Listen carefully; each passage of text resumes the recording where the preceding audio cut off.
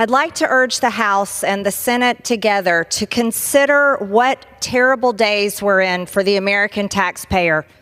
America has been enslaved in $34 trillion in debt.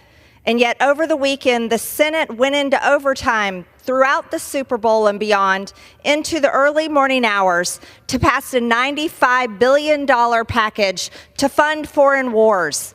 $95 billion. And not a penny of that goes to anything for any American. Our border is completely being invaded every single day by millions and millions of people from all over the world, over 160 countries. Over 2 million gotaways are in America today.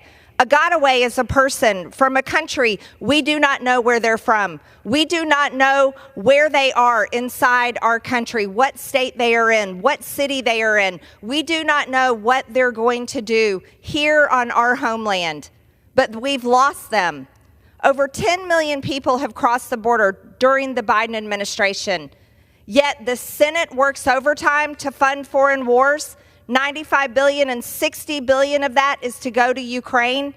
America has already sent $113 billion to the failing war in Ukraine.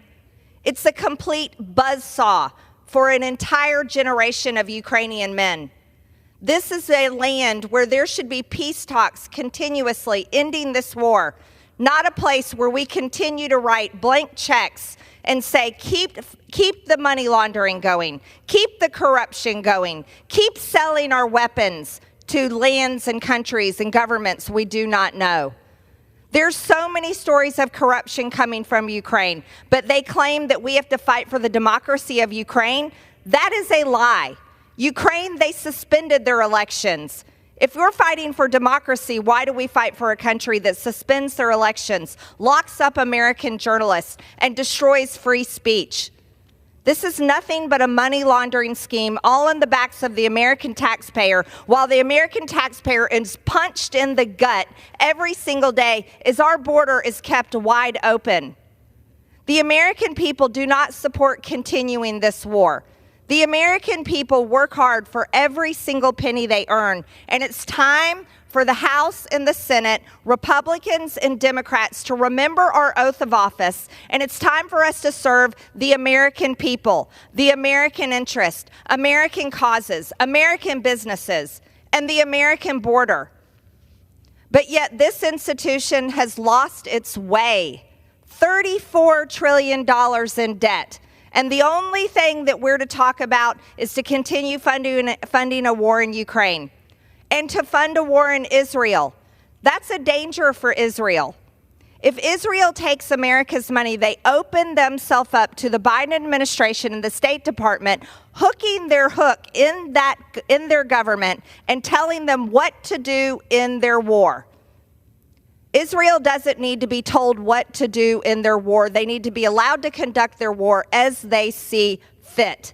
They were attacked horrendously by Hamas, who are terrorists. Leave Israel alone and let them fight their war.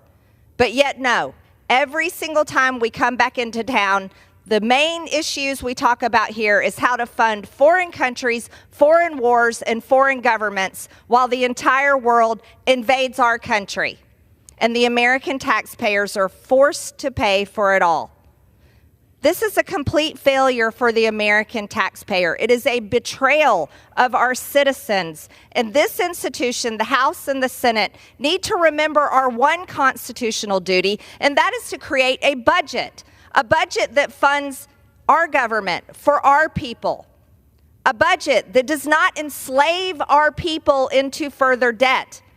And yet we have failed to do that. We've only passed 7 of our 12 appropriation bills, and the Senate has not finished passing their appropriation bills either.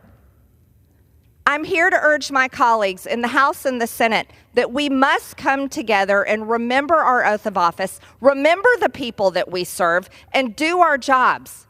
We serve the American people, and we should be serving the United States of America. Madam Speaker, I yield back the remainder of my time.